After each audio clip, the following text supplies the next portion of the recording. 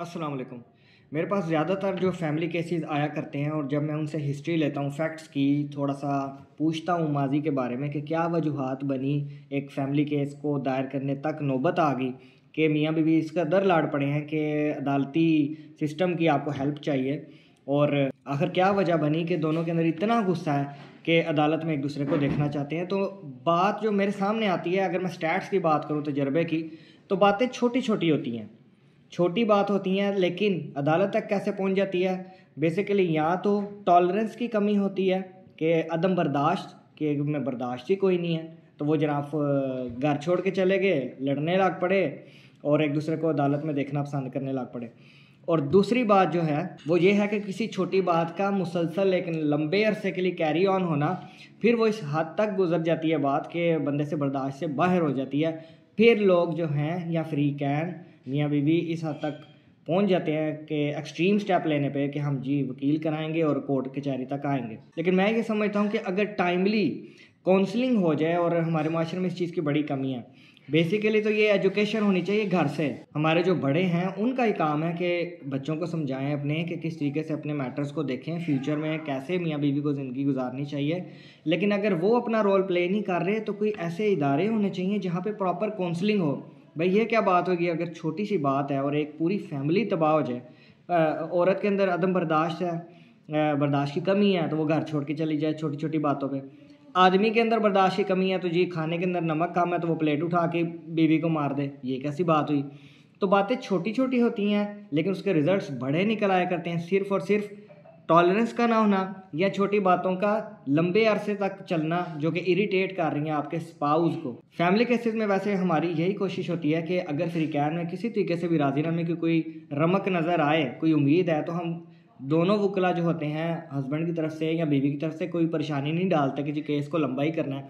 जज की भी यही नीयत होती है कि अगर घर बसता है तो बस जाए, बच्चों का फ्यूचर ख़राब ना हो, मियाँ बीवी इकट्ठे रहें, अगर छोटी बात है तो लेकिन अगर बात एक्सट्रीम तक पहुंच गया, अच्छा कुछ केसेस ऐसे होते हैं जिसके अंदर ना उम्मीद बिल्कुल नहीं होती है। वो कौन से होते हैं? जैसे कि शदीद नफरत हो जाना।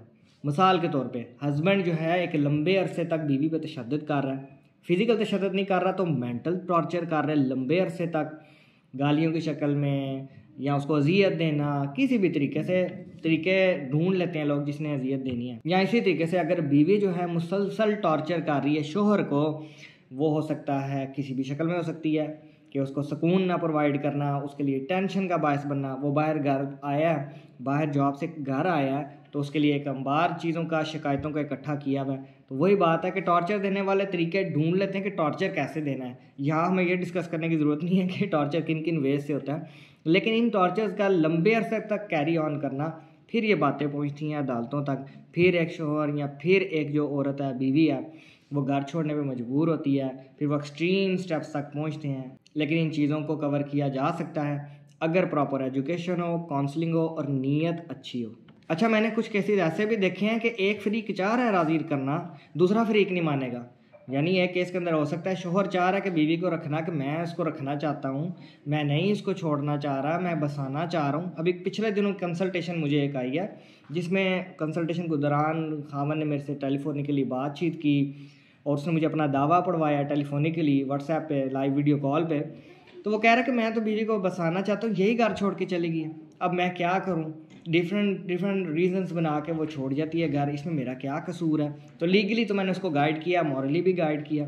तो ये बड़ी अजीब बात है कि जब आप राज़ी ना होना चाहें तो फिर उसमें उम्मीद बाकी नहीं रहती, वो घर ख़त्म ही होने होते हैं। इसी तरीके से कुछ आदमी हजरात भी ऐसे हैं कि बीवी कह रही है कि मैं बसना चाहती हूँ, मौके ढूंढ रही है खातून कि मैं घर बसाना चाह रही हूँ, पर शोहर साहब भी जो है शैतान के इतने चेले बने हुए हैं और शरपसंद अनासर में बने हुए हैं कि वो घर बसाना नहीं चाह रहे।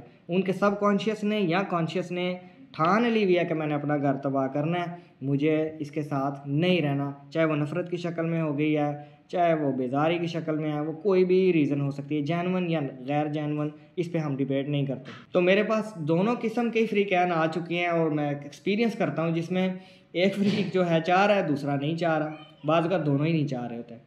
तो इन मामलात को जब मैं देखता हूँ, समटाइम जब इनकी रेशो बढ़ती हुई देख रहा हूँ तो बड़ा अफसोस भी होता है और बहुत सारा हमारे सरकमस्टांसिस एंड सराउंडिंग फैक्टर्स का बहुत बड़ा हाथ है। अब वो कौन कौन से फैक्टर्स हैं जिनकी वजह से घर तबाह होते हैं वो भी मैं डिस्कस करूँगा, लेकिन इंशाल्लाह नेक्स्ट वीडियो में। Thank you very much.